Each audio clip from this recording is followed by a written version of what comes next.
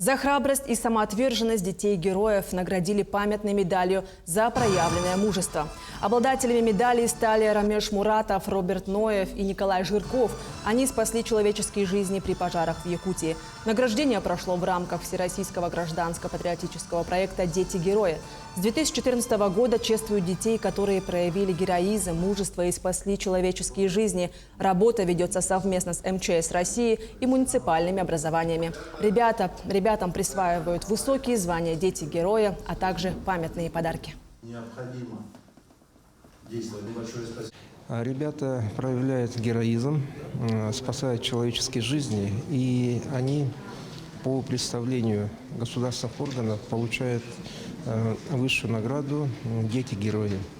И накануне Дня единства мы сегодня вручили нашим детям награды.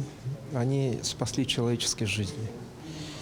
Эта акция, эта работа будет продолжаться. Мы очень благодарны нашим детям, родителям, администрациям школ.